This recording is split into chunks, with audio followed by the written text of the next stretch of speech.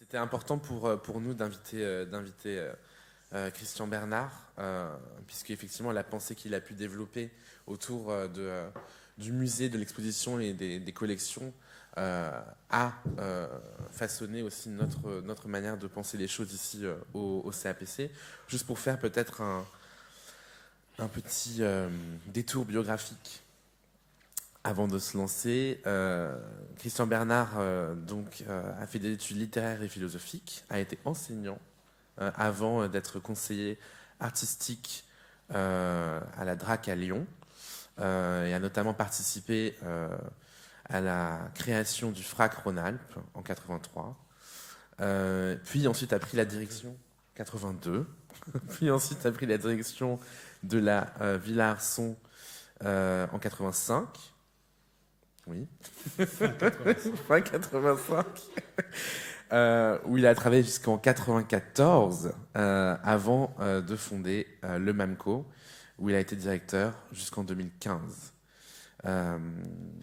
Et moi particulièrement, c'est à la fois assez touchant et intimidant d'être en conversation avec Christian, puisque c'est à 16 ans à Toulouse que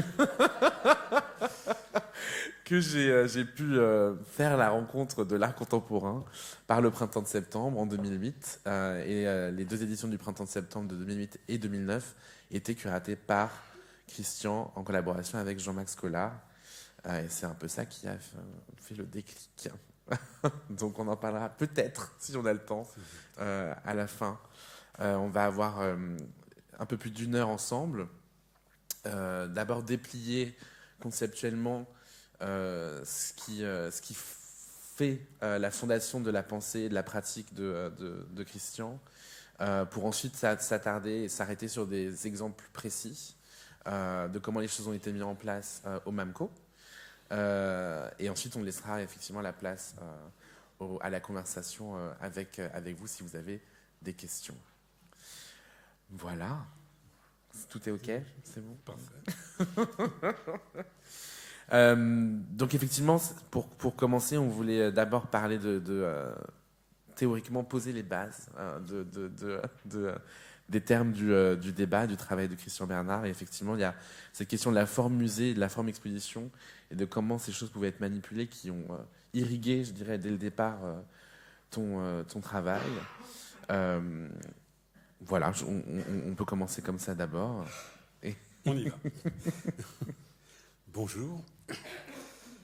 Je suis ravi de pouvoir m'adresser à vous aujourd'hui. C'est la 2e fois que je parle au CAPC. Et l'habitude commence la première fois, disait Aristote. Et je me sens donc dans mon élément ici. J'espère que vous n'êtes pas trop frustrés par l'absence de M. Terranova. Je voudrais d'abord dire quelque chose en prélude à nos échanges qui n'ont pas été préparés, vous vous en rendez compte. Je suis un peu le fossile dans cette histoire.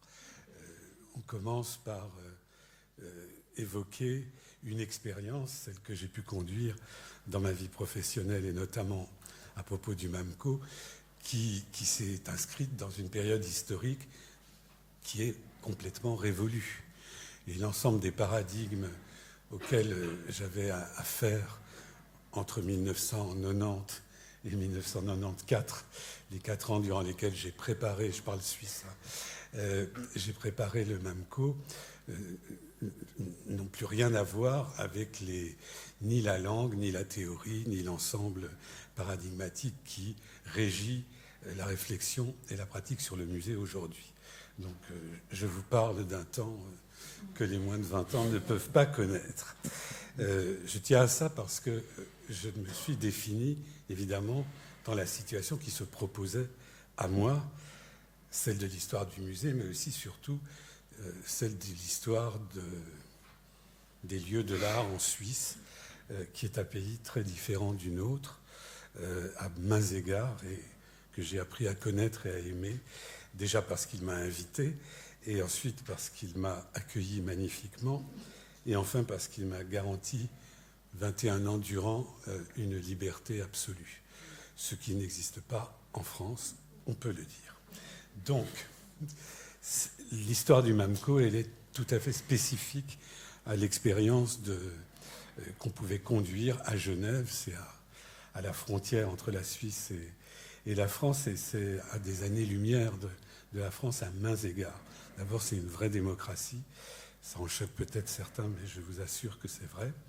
Et que c'est un monde où, comment dire, la bienveillance, et non pas la suspicion, et la légèreté administrative sont de mise.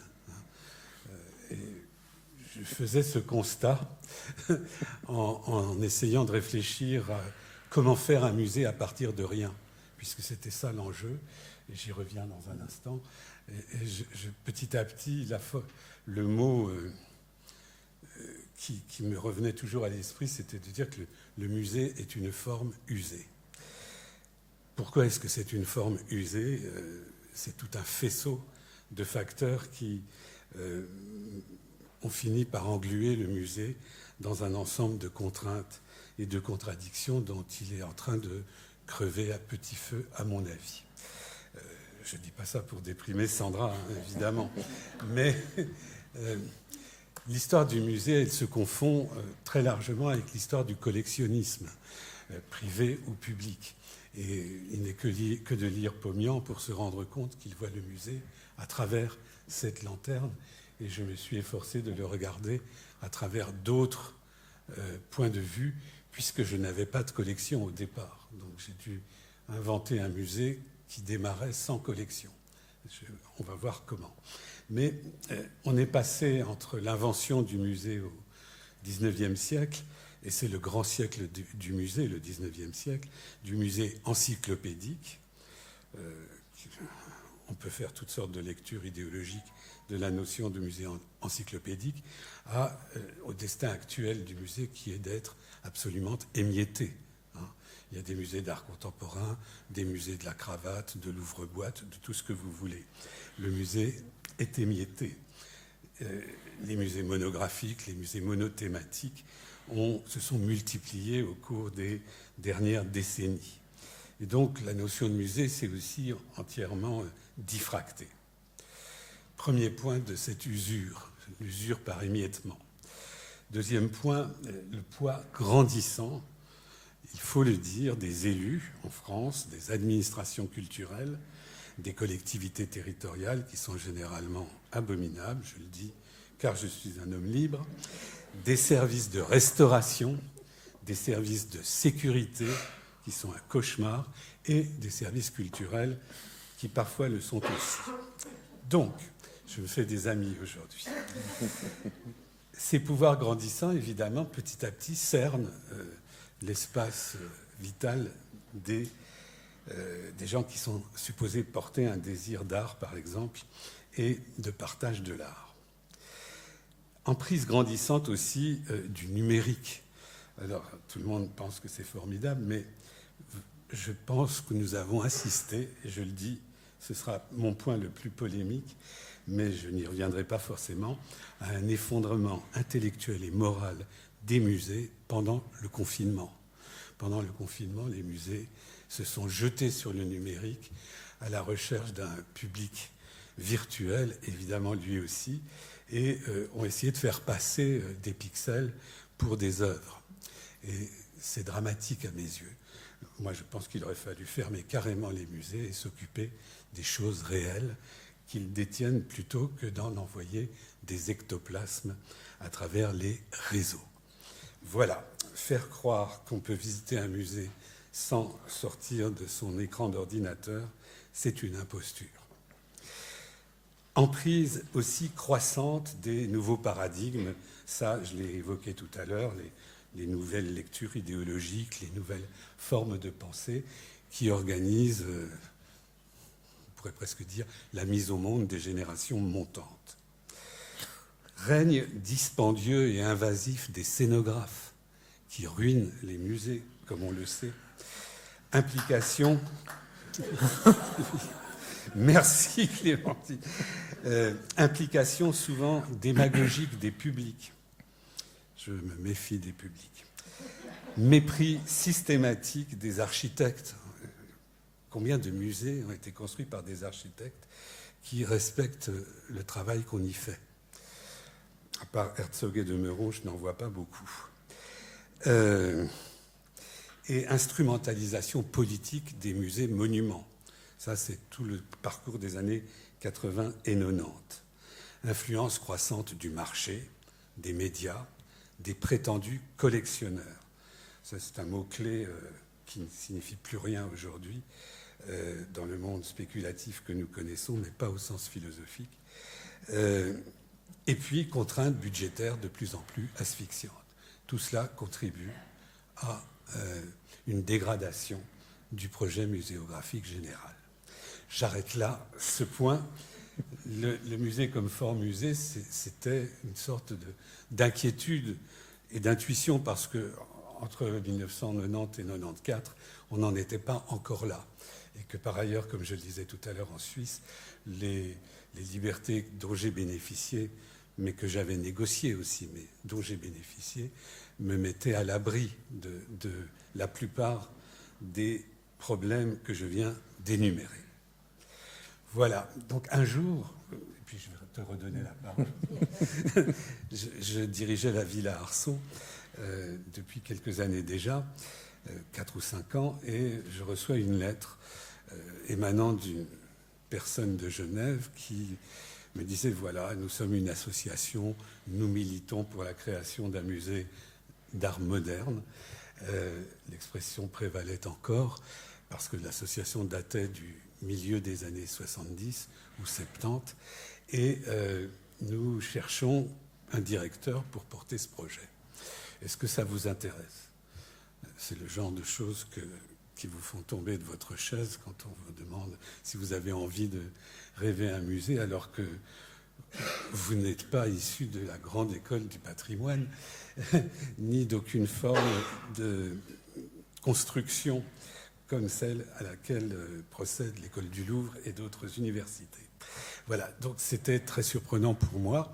J'ai évidemment répondu que j'étais intéressé au terme d'1 an et demi d'échanges avec cette commission émanant d'une association, donc une association de citoyens de Genève. Il y avait dans cette association des conservateurs du musée d'art et d'histoire, mais ils étaient à l'initiative, mais pas à la direction du processus. J'ai accepté de me soumettre à une séance d'habilitation à laquelle participaient différents acteurs économiques et muséologiques ou artistiques comme Harald Zeman.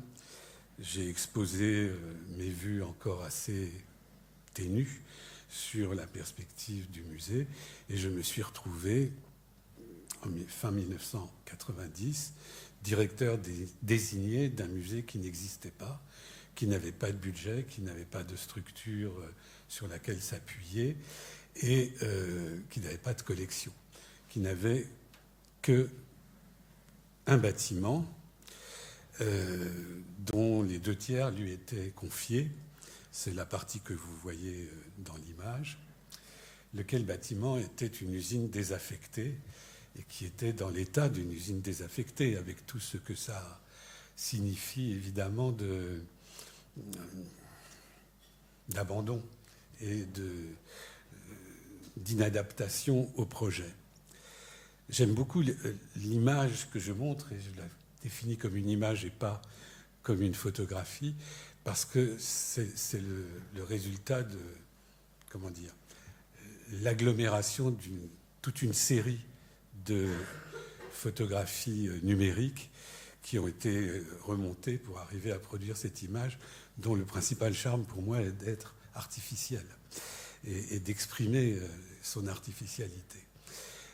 Vous le sentez sans doute, c'est le génie de ces images numériques que d'être suffisamment proche et en même temps flottante à l'égard du monde. J'aime beaucoup cette image parce qu'elle montre le magnolia qui pousse devant le musée. Et le temps que j'y ai passé, le magnolia a grimpé de 2 étages. Il était mon horloge naturelle. Et je suis très, très heureux de pouvoir dire que j'ai vu le Magnolia gagner 2 étages quand moi je perdais 20 ans d'existence. Enfin, je perdais, eu égard à ma vitalité, on va dire. 20 ans d'existence.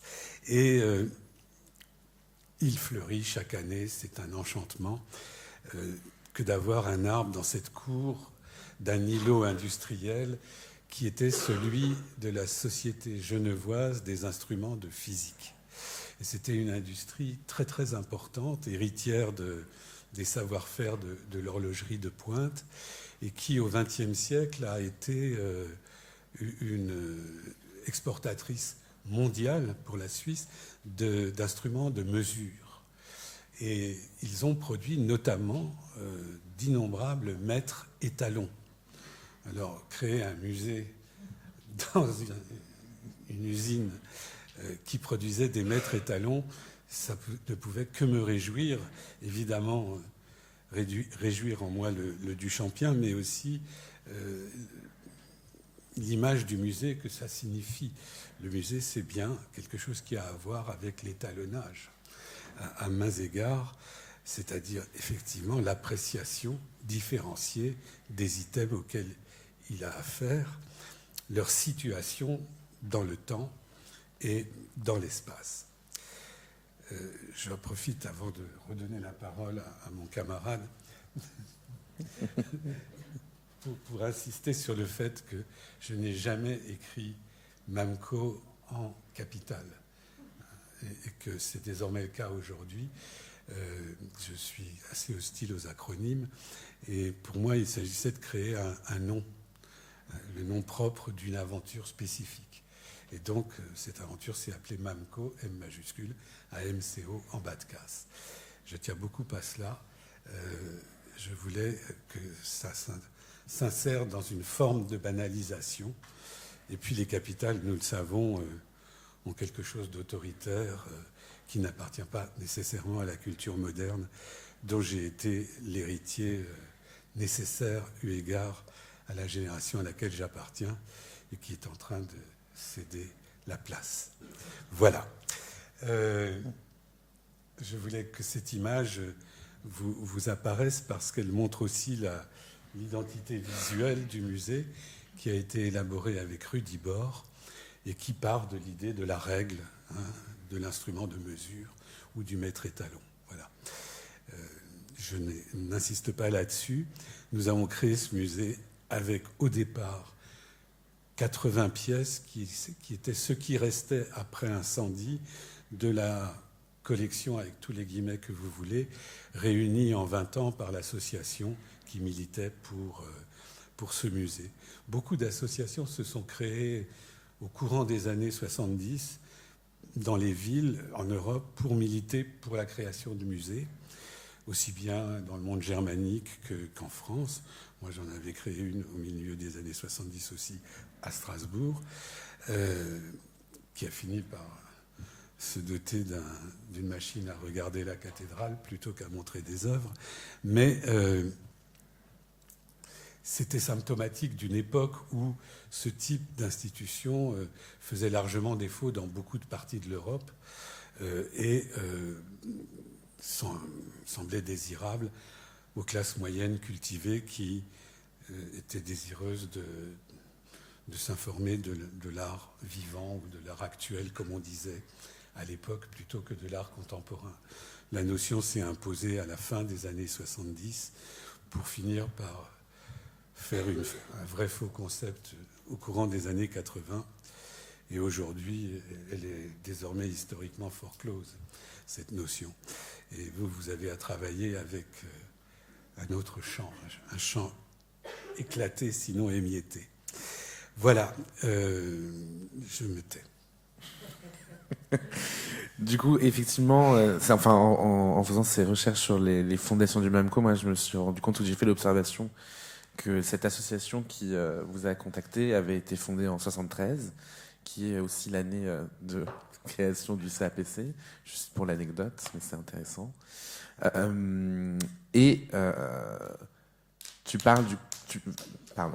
Vous parlez d'obsolescence de la forme musée.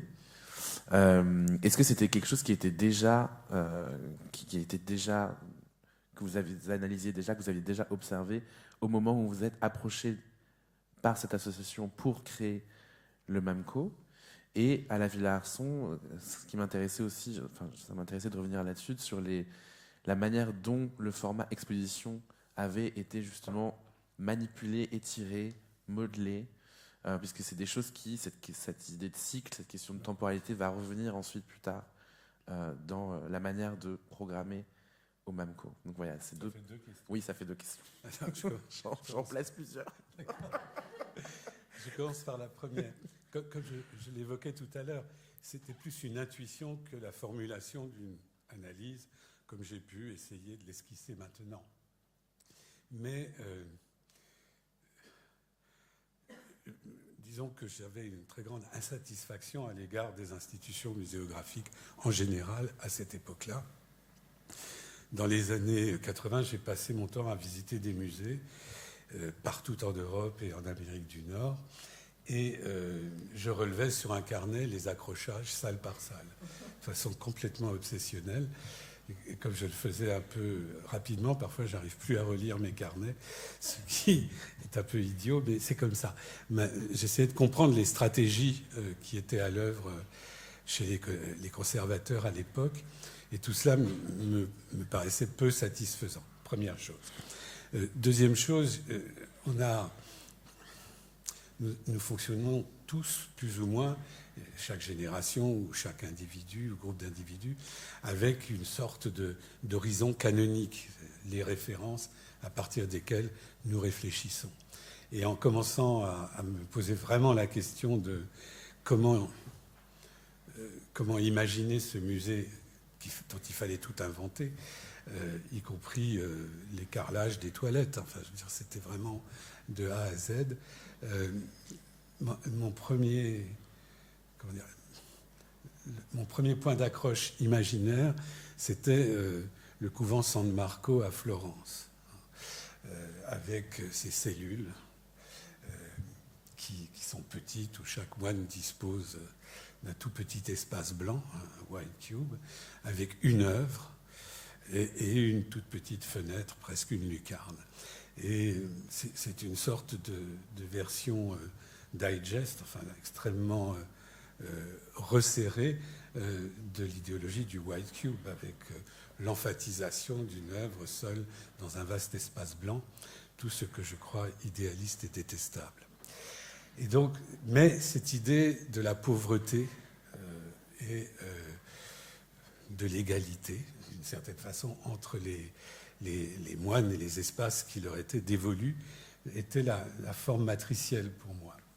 Et ça s'est traduit dans le musée de façon très évidente pendant les premières années, parce qu'au premier étage, j'ai construit 21 salles en bois, on verra peut-être des images tout à l'heure, qui étaient une allusion à ces cellules de San Marco.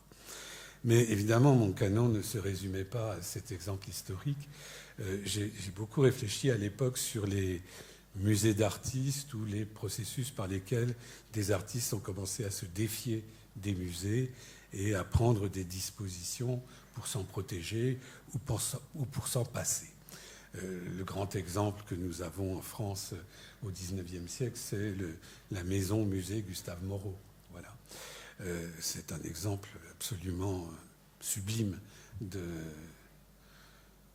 voir un artiste qui était probablement pas le meilleur de son temps, mais se dresser devant l'institution et, par ses propres moyens, construire son musée, son lieu de vie et son tombeau à la fois, puisque c'était dans les voisinages de sa mort.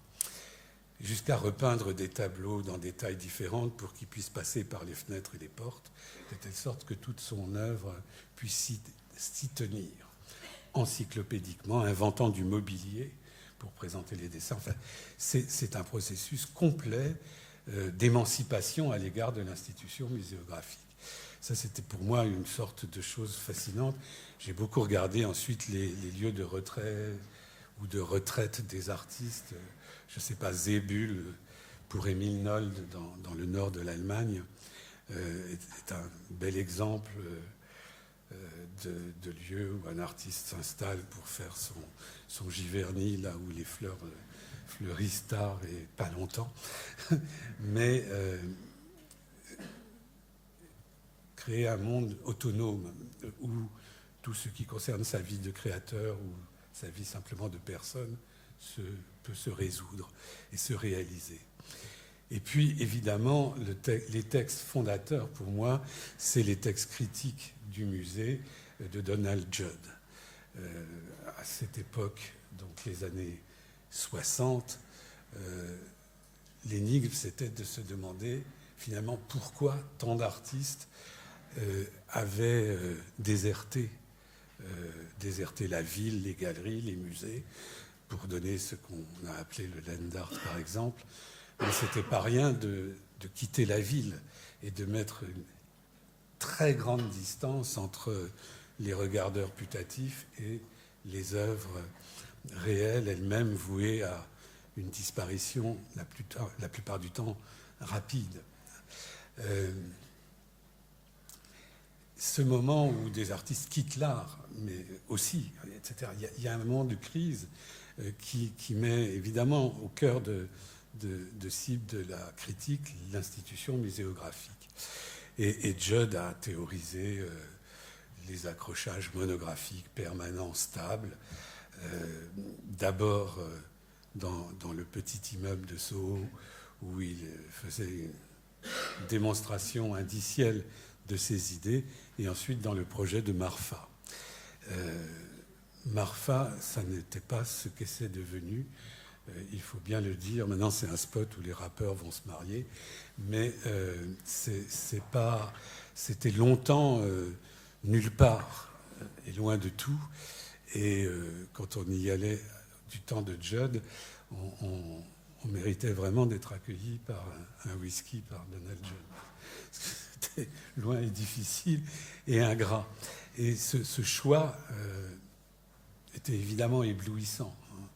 Voir, je ne sais pas, 60 ou 80 Chamberlain dans les hangars à coton, c'était juste éblouissant.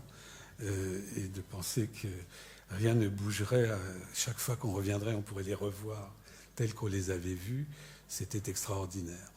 Alors Marfa, c'est maintenant devenu un peu Disneyland, mais il reste des choses très belles à voir, je vous le recommande, bien que ce soit devenu le business d'une famille endettée par le caractère dispendieux de la vie de Judd, mais c'était le choix de ceux qui même prendront le train. Si vous y tenez, donnez-vous les moyens de venir. C'était la même chose pour aller voir les pièces de land art, pour aller voir la Spiral Jetty. Il fallait traverser des ranchs, enlever des barrières, se frayer le chemin avec un plan absolument lacunaire. Et on finissait par trouver la spirale.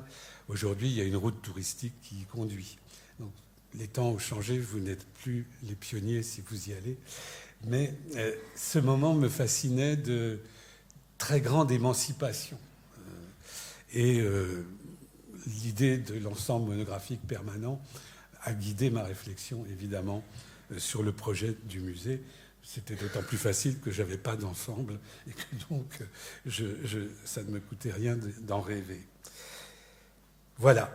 Ensuite, ma principale frustration reposait sur le fait que la question de l'exposition de la collection n'existait pas quasiment. On accrochait les trucs avec des critères où souvent la direction des musées de France imposait des idées, on va dire, un peu étroites, en tout cas peu créatives. La question de travailler l'exposition, la collection, dans les termes de l'exposition, s'est posée au fond tardivement. Et, par exemple, l'exposition Légende de Jean-Louis Froment, ici même, était une première dans cette histoire. Et j'en garde un souvenir ému. En tout cas, je dois dire qu'à l'époque héroïque de Jean-Louis Froment et du passage de centre d'art à musée, il était difficile de faire l'économie de la visite régulière au CAPC quand bien même on pouvait ne pas partager tous ses choix, la façon dont il s'emparait du lieu et dont il donnait toutes les libéralités possibles aux artistes pour développer des projets de très grande ampleur était tout à fait fascinante. En même temps que ça pouvait se réduire à peu de choses. L'exposition de Wolfgang Leib, c'était vraiment très peu de choses. Il y en a sans doute dans cette salle qui l'ont vu, mais à part un rectangle de lait et un grand rectangle de pollen dans la nef, il n'y avait rien que des bocaux sur les rebords des fenêtres latérales. Et ce carré jaune captait toute la lumière de la nef comme jamais elle n'a été éclairée, auto-éclairée, je puis dire. Et ça, c'était le génie des artistes quand on leur donne les conditions de leur déploiement. Voilà. Il y a en commun avec le CAPC et le MAMCO cette idée qu'il y a d'abord la matrice d'un centre d'art, d'une pratique de centre d'art, et ensuite l'institution d'un musée. Et ça s'est fait dans le même lieu au CAPC, ça s'est fait entre Nice et Genève dans le cas du MAMCO. La pratique de centre d'art, c'est évidemment une pratique qui est entièrement centrée sur l'exposition et pour laquelle la question de la collection ne se pose pas. Je cherchais à construire un récit radical de ce renversement que je proposais. Et je lisais, toujours dans cette période où je brassais beaucoup, je lisais un article dans Le Monde sur, je sais pas, un article sur un livre de géographie. Et j'ai oublié l'article, j'ai oublié l'auteur, tout ce dont je me souviens, c'est ceci que ça évoquait un géographe qui traitait des Alpes et qui avait inventé la géographie humaine des Alpes, alors que pendant très longtemps, les Alpes n'ont fait l'objet que d'une géographie physique. C'est un gros massif au milieu de l'Europe qui est un ensemble d'embêtements pour la circulation. Et un jour, un géographe a regardé les choses d'un autre œil et a décrit les Alpes comme un système de vallées communiquant entre elles. J'avais trouvé la définition de mon musée. Je veux dire par là que je voulais partir de l'expérience du visiteur. Et je préfère dire visiteur que spectateur, on pourra dire ça, y revenir peut-être. En tout cas, l'expérience du visiteur, où qu'il aille quand il franchit la porte d'un musée, c'est une exposition à laquelle il a affaire. C'est plus ou moins une exposition, mais ce n'est pas autre chose qu'une exposition. Et pendant très longtemps, les gens de musée ne l'ont pas pensé comme ça. Ils ont pensé comme l'épinglage des trophées, la théorie des trésors. Et donc je pensais qu'il fallait penser le musée contre l'idée de trésor, au profit de l'idée de processus. J'avais pas beaucoup de trésors, donc c'était facile de critiquer l'idée de trésor, mais en même temps, je pense que ça reste majeur. S'il s'agit de donner à voir, autant le faire avec les moyens que l'exposition, son histoire et ses formes peuvent nous donner. Donc, j'ai défini tout de suite, avant même de l'ouvrir, le MAMCO comme un musée exposé, c'est-à-dire qui exposait le musée, qui exposait des éléments de collection et qui s'exposait vraiment comme processus expositionnel. Donc, exposer l'exposition, ses formes, son histoire, développer une réflexivité générale dans les processus mis en place. Si on part de cette idée, il faut déjà faire sauter un clivage majeur et totalement morbide ou mortifère, qui est le clivage entre espace voué aux présentations permanentes des collections et espace voué aux expos temporaires. Ça, c'est la religion manichéenne de tous les musées. Il y a le tempo d'un côté, le permanent de l'autre. Et tout le monde est content. Mais ça ne fait pas un musée, ça fait deux régimes de la présentation, deux régimes souvent de la réflexion. Et on voit bien où penche le cœur du conservateur. C'est du côté du permanent qui lui pose quand même moins de soucis que le temporaire.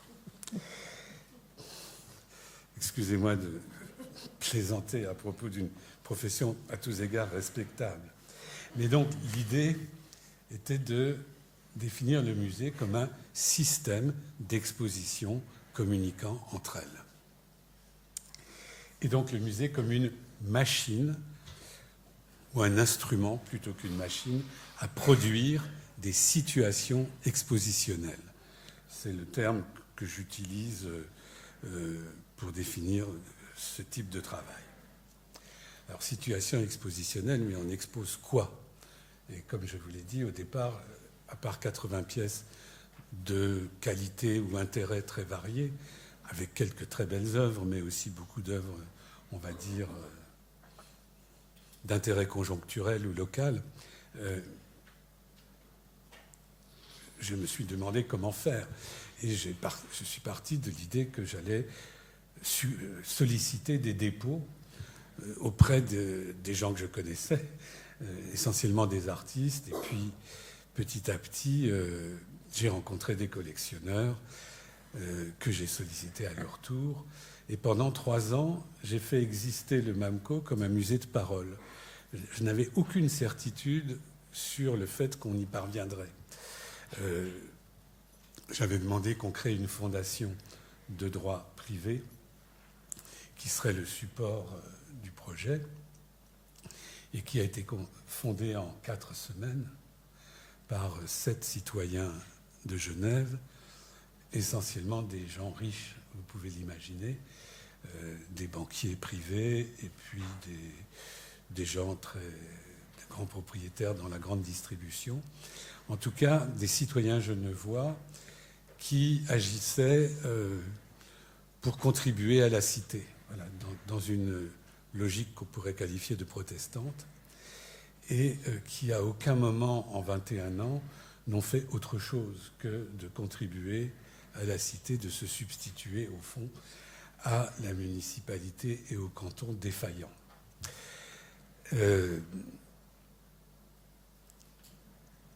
J'ai perdu le fil, mais je vais le retrouver. Ce support me permettait de dire on a quelques chances d'y parvenir, mais il fallait que ces gens-là trouvent l'argent nécessaire à ouvrir, donc à aménager un tant soit peu le bâtiment, et puis à présenter ce qu'on pouvait y mettre. Et je leur avais demandé de réunir 12 millions de francs suisses, ce qui leur paraissait quand même assez important, même si chacun d'entre eux aurait pu le donner, mais c'est une autre histoire. Et donc, pendant 3 ans, ils cherchaient plus ou moins de l'argent dans les poches de leurs amis, en fait, et ne convainquaient pas parce que personne en dehors d'eux ne croyait au projet. Et les banquiers ne soutiennent que les projets gagnants, vous le savez. Et donc, à part les miens, qui avaient fait le pari qu'on gagnerait, les autres ne les ont pas suivis. Donc, au bout de 3 ans et demi, ils avaient réuni 3,6 millions, ce qui peut paraître une grosse somme, mais ce qui était finalement peu de choses par rapport aux besoins. Et donc, ils avaient décidé de jeter l'éponge. Et c'était justement le jour où je leur ai présenté ce que serait le musée, les plans tracés avec l'architecte, et puis les œuvres qu'on y mettrait, les artistes qui seraient présents, etc. Et ce musée qui avait fini par exister par la parole et par la générosité, c'est comme le Téléthon, les gens font des promesses de dons. J'avais des promesses de dépôt, parfois de dons. Je leur ai présenté le musée sans aucune image, en énumérant des kyrielles de noms dont ils ignoraient tout. Et donc, ils étaient abasourdis qu'il y ait autant d'artistes dans le monde. Et je les ai retournés, c'est-à-dire qu'ils ont décidé de tenter l'opération quand même, avec un certain nombre de conditions que je n'ai pas acceptées, mais ils ont fini par accepter que je n'accepte pas leurs conditions. Ils voulaient que ça dure, que cette somme de 3,5 millions dure 3 ans et demi, 3 ans. et qu'après la ville prenne le relais. Il voulait qu'on ouvre 3 mois après. Enfin, des choses impossibles à garantir. Mais finalement, pendant 10 ans, ce musée a été porté à 95% par les fonds personnels et pas les fonds d'entreprise de cette entité genevoise. Voilà. Et donc en toute indépendance à l'égard de la puissance publique. Au bout de 10 ans, ce qui était le délai que j'avais indiqué comme plausible, la ville et le canton nous ont rejoints et on a créé une fondation de droit public qui réunit les 3 entités et qui est présidée par la fondation de droit privé. Un scénario rare, et même en Suisse. Et donc, ensuite, les pouvoirs publics, comme c'est l'habitude dans le monde politique, n'ont jamais tenu leurs engagements à la hauteur qu'ils avaient définie, c'est-à-dire 50% du budget. Et c'est donc toujours le privé qui a fait les 60%, 65% du budget pendant les 10 années suivantes. Je laisse ça pour d'autres questions. Mais on a réussi à faire ça. Et au moment où je leur ai présenté le musée possible, et la première séquence s'appelait Rudiment d'un musée possible, c'était des dépôts qui émanaient essentiellement d'artistes et d'un certain nombre de collectionneurs qui, ayant entendu que je parlais d'un musée mystérieux, étaient venus me dire, si ça vous intéresse, on peut vous... Et un jour, comme ça, je sais pas, je pourrais citer des tas d'anecdotes, mais un petit monsieur, un architecte de Lucerne, vient avec un attaché case me voir dans mon très grand bureau de ma grande usine vide et me dit, j'ai entendu parler de votre musée, est-ce que vous pouvez m'en dire plus? Donc je refais mon prospectus et à la fin il ouvre l'attaché case et il dit, voilà, ça c'est ma collection, prenez ce que vous voulez, je vous le dépose. Alors évidemment, je me suis jeté comme la Vérone sur le bas clergé sur cette collection et par exemple, il y avait une vingtaine d'œuvres de Royden Rabinovitch, vraiment un ensemble prodigieux, qu'il a fini par offrir au musée, 10 ans après, enfin, non, 20 ans après, mais il l'a donné, et d'autres choses magnifiques. Et au-delà de cas comme ça, il y a d'autres collectionneurs très importants ont fait des dépôts sans lesquels on n'aurait pas pu ouvrir. L'idée était qu'au fil du temps, nous construirions une collection qui serait le résultat du travail avec les artistes, qui reflèterait en tout cas ce qu'on avait montré, ceux et celles qu'on avait montrés. Et quand je suis parti, on avait acquis, par don ou par achat, plus de 3500 pièces. Donc partir de 0 à 3500, c'est pas 120 000, mais c'était en tout cas beaucoup pour nous, avec des pièces vraiment assez remarquables. Donc, la question, c'était de se demander qu'est-ce que c'est qu'une collection. Et là-dessus, je vous propose une définition qui est celle à laquelle j'ai abouti au fil du temps et qui me paraît, avec toute l'arrogance que ça suppose, la meilleure définition possible de l'expérience de la collection telle que je l'ai vécue et pensée. Pour moi, la collection, c'est premièrement ce qui est acquis, soit par achat, soit par don. Ça, c'est l'inventaire qui est l'alpha et l'oméga d'un musée. Un musée, c'est avant tout un inventaire, juridiquement parlant. Deuxièmement, ce qui nous est déposé. Et les dépôts étaient tous sans condition d'exposition. On acceptait des dépôts à condition qu'on puisse montrer comme on voulait, quand on voulait. Bien sûr, on informait les prêteurs du mouvement des œuvres de leur mise en exposition, mais on ne leur demandait pas la permission. Donc l'ensemble des dépôts, des collections privées et publiques, collections d'artistes, collections de collectionneurs, avec les guillemets de tout à l'heure.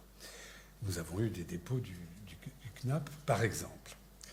Troisièmement, c'est l'ensemble des œuvres qui nous étaient librement et immédiatement accessibles. Il y a beaucoup de gens qui possèdent des œuvres d'art contemporain en Suisse, et notamment en Suisse romande, et notamment dans la région de Genève. Et la plupart d'entre eux étaient nos amis. Et donc, je pouvais téléphoner le matin en disant « Oh, ton Franz Gerd, j'en ai besoin ». Et l'après-midi, on allait le chercher. C'était comme si on l'avait cherché dans nos réserves.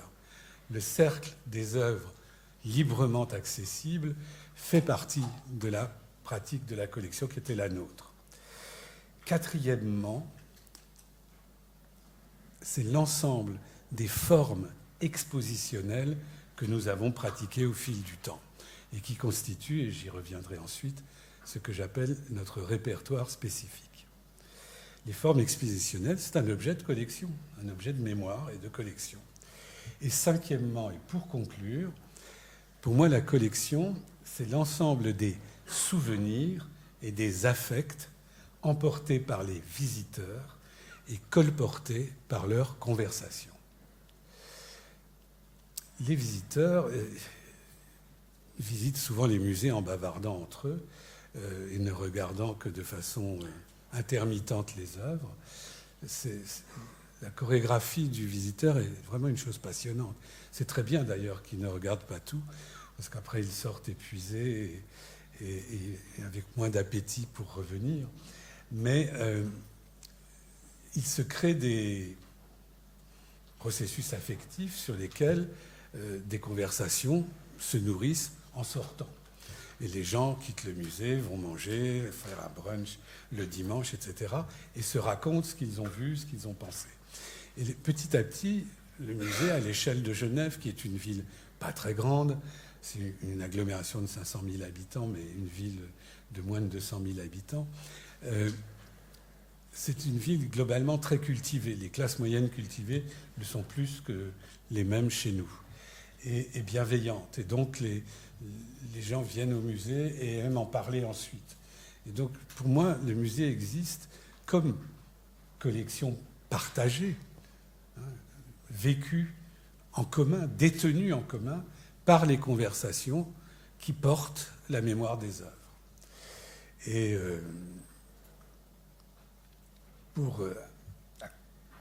comment dire, il y a toutes sortes de procédés pour accentuer ça. J'ai beaucoup développé l'onomastique, c'est-à-dire le fait de nommer les choses. Chaque exposition avait un nom, elle était prise dans une séquence qui avait un nom, etc. Chaque espace avait un nom, et quand on avait rendez-vous avec le public, on ne disait pas « on monte au 3e étage, dernière porte à gauche », mais on disait « on se retrouve dans le passage des problèmes solubles ». Et très vite, les gens savaient où était le passage des problèmes solubles, ou le magasin des panoramas. Et à force d'instiller toute cette poétique onomastique du musée, ça créait une sorte de théâtre de mémoire fait de langage qui devenait une architecture partagée et qui contribuait à la mémorisation et au fait de se repérer dans l'espace et le temps du musée et dans son histoire. Et de ce point de vue, je pense qu'un musée réussit quand il infuse la cité et qu'il devient une sorte de chose banale. Et rien ne m'a plus touché en Suisse que quand je faisais mes courses à la Migros ou à la Coop, les gens me parlaient dans la queue en disant « Ah, j'ai vu cette expo, elle est moins bien que la précédente », mais de façon très amicale. Et donc j'ai dit « Je ferai mieux la prochaine fois ». Mais il y avait cette capacité comme ça d'interpeller l'acteur que j'étais, et qui était identifié comme tel, mais identifié aussi parce qu'il y avait 5 quotidiens à Genève, hein, avec des journalistes spécialisés pour l'art et la culture. Quand vous voyez le désert de la presse française quotidienne, et surtout la médiocrité radicale de la presse quotidienne régionale, ça change tout quand vous avez 5 quotidiens de la droite à l'extrême gauche, qui parlent des mêmes choses dans des termes évidemment différents. Et donc, c'était une sorte de figure publique, et je m'adressais au public 3 fois par an, puisqu'on changeait 85 à 90% du musée 3 fois par an, systématiquement pendant 20 ans. Vous imaginez les couches de peinture, le musée a dû doubler de volume pendant cette période.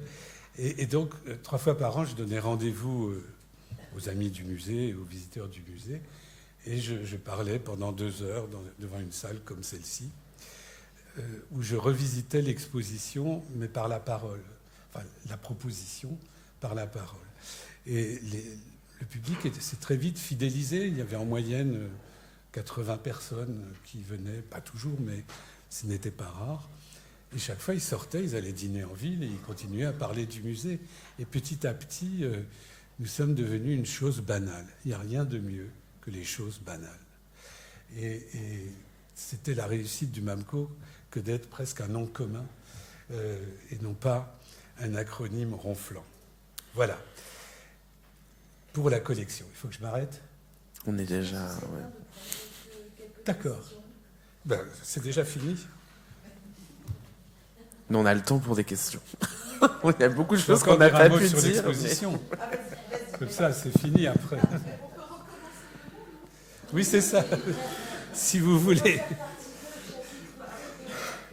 Épisode 2.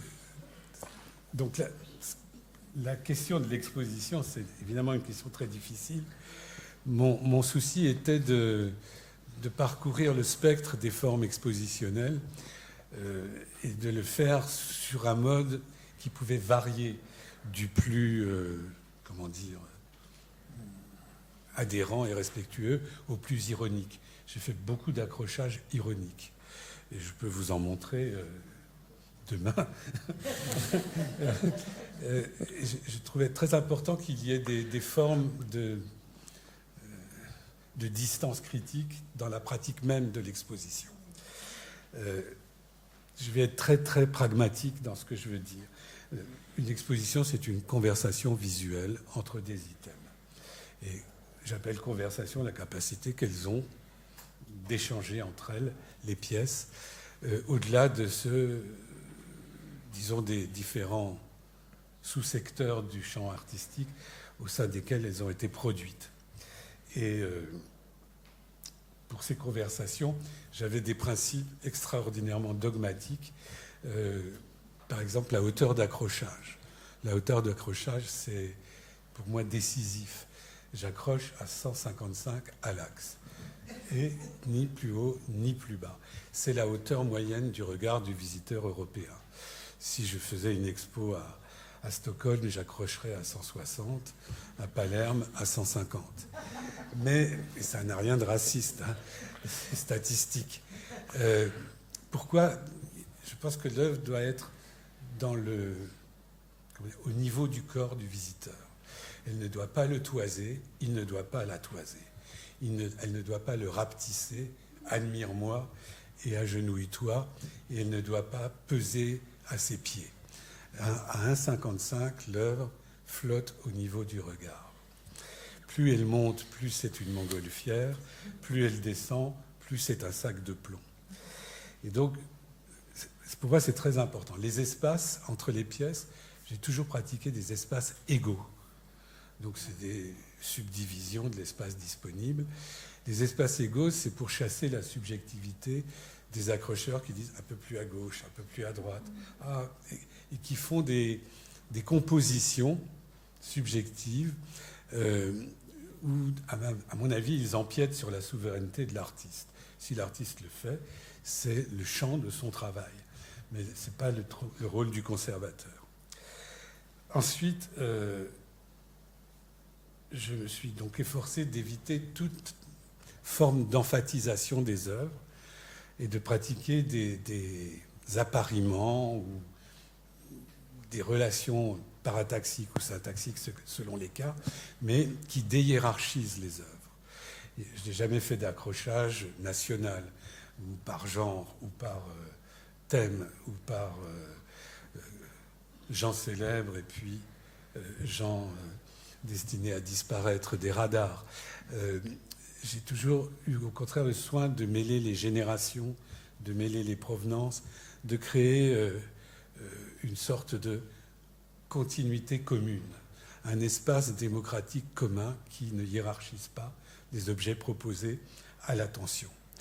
J'ai souvent pratiqué la saturation, c'est-à-dire des œuvres très proches les unes des autres, de telle sorte qu'aucune ne puisse dire au toi de là que je m'y mette, je mérite plus que toi.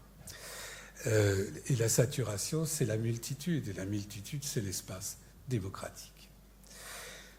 J'ai souvent travaillé contre le white cube en utilisant des couleurs. D'innombrables fois, nous avons peint les murs en couleurs. J'ai presque à chaque fois, on va dire 90% des cas, demandé les nuanciers à des artistes. Donc c'est pas moi qui inventais les couleurs, je prenais celles que proposaient les artistes. J'ai aussi beaucoup travaillé avec la mémoire des accrochages. Je reviendrai sur la question de répertoire. Mais une œuvre n'a jamais été présentée au fil des 20 ans dans le même contexte où elle était apparue. Chaque fois, le contexte était modifié, la forme d'exposition était modifiée. Et le contexte, c'est ce qui libère la polysémie des œuvres. Et donc, pour travailler sur cette polysémie, il faut travailler sur la contextualisation et en faire quelque chose de complexe. Aussi quelque chose qui est, pour parler la langue de la nouvelle présidence, disruptif. Et donc, je cherchais à créer des rencontres improbables, marier la carpe et le lapin, de telle sorte que l'exposition soit toujours à la fois déceptive et excitante. On n'y trouvait pas ces codes, mais en même temps, on entrevoyait d'autres possibilités. Petit à petit, la collection grandissait, en parlant des items disponibles et pas simplement possédés. Et ça reflétait évidemment notre histoire, mais aussi mon goût et celui des personnes qui travaillaient avec moi, parce que je n'étais pas seul, même si je dois admettre que j'étais un peu tyrannique, dans les décisions en tout cas. Et ça reflétait notre expérience de l'art pendant ces 20 ans et notre goût aussi, tout simplement. Et petit à petit, je me suis rendu compte qu'il y avait des expositions latentes dans la collection et qu'il s'agissait juste de passer le filet et de trouver l'expo qui était déjà là. Et j'ai organisé vers la fin de mon cursus des expos que j'appelais expositions dans la collection, qui étaient disponibles si on regardait les choses avec une certaine distance. J'ai aussi pratiqué la critique, j'ai fini, justement la familiarité des œuvres entre elles, en partant de cette idée simple. Si vous visitez un musée classique, et je vais finir là-dessus, quand vous entrez dans une salle vouée à l'art du XIXe siècle, vous savez en franchissant le seuil que vous êtes au XIXe siècle. Tout appartient à la même époque. Et ça vaut pour tous les siècles de la même façon. Et maintenant, aujourd'hui, la période moderne, quand on entre dans ça a beau être très, très varié, on voit qu'on est dans le monde moderne, ou dans le moment moderne. Et donc, je me disais, tout ce que nous percevons par sa différence, par sa disparité de l'art d'aujourd'hui, que nous voyons comme infiniment multiples, dans 50 ans, ceux qui auront à regarder ce que nous aurons sauvé de cette époque, sauvegardeur, ce serait pas mal plutôt que conservateur. Ce serait un joli titre, sauvegardeur, Noé et compagnie. Ceux qui vont nous succéder, qui vont vous succéder aussi, regarderont les œuvres de ce temps comme appartenant à la même époque. Ils en verront l'unité là où nous voyons sa diversité, sa multiplicité, ses contradictions. Et j'ai fait comme ça des accrochages qui essayaient d'imaginer le regard de mes lointains successeurs. Voilà. C'était des formes pour l'exposition.